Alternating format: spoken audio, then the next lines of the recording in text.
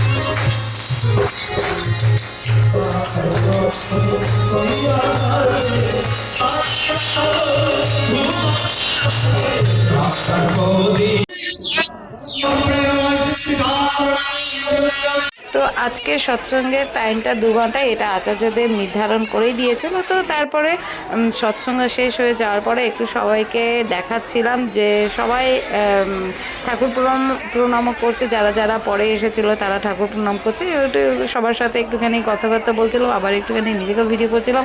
অনেকক্ষণ সৎসঙ্গতে বসে থাকার পরে তারপরে আরও সব আমরা যে মায়েদের সাথে একসাথে মাতৃ সম্মেলন করে একটু সবাই একই রকম শাড়ি পরে এসেছিলো, ওরা আবার ফটো তুলছিল, আমাকে একটুখানি ফটো তুলে দিতে বলেছিল। তারপর আমি ফটো দিলাম, তার সাথে ভিডিও করলাম। তো অনেকক্ষণ এখানে থাকার পরে এবারে আমরা আনন্দবাজারে ছিলাম, আর পায়েলের সাথেও দেখা হয়ে গেল। তো এবার পায়েল আর পায়েলের মা ছেলে রয়েছে, আমরা একসাথে এবার খেতে যাচ্ছি।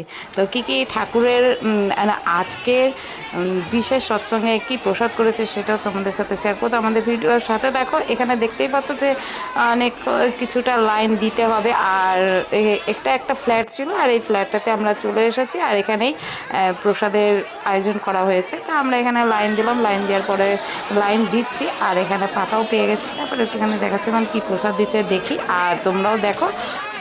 আজকের বিশেষ সৎসঙ্গের প্রসাদও পেয়ে গেছি। আর এখানে দেখতে পাচ্ছি পোলাও আর পনির আলু দিয়ে একটা তরকারি, আর চাটনি ছিল, আর পাঁপড় ছিল। তো আমি একটুখানি প্রণাম করে খাচ্ছি। আর তারপরে আমি নিজেও অনুভব করছি যে প্রসাদটা খুব সুন্দর হয়েছিল। এখানে কালারটা অনেকটা অরেঞ্জ অরেঞ্জ কালার ছিল, দেখতে মনে হচ্ছিলো যে হয়তো খেতে কেমন হবে, কিন্তু খুবই সুস্বাদু হয়েছিল। তো এই খাওয়ার পরে তারপরে আরও মাতৃ সম্মেলন হচ্ছে 4টা থেকে। তো তারপরে আমরা খাওয়ার পরে অনেকক্ষণ ওয়েট করলাম, তারপরে মাতৃ সম্মেলন করলাম। এইভাবে আজকের দিনটা কাটালাম। জয় গুরু সবাইকে।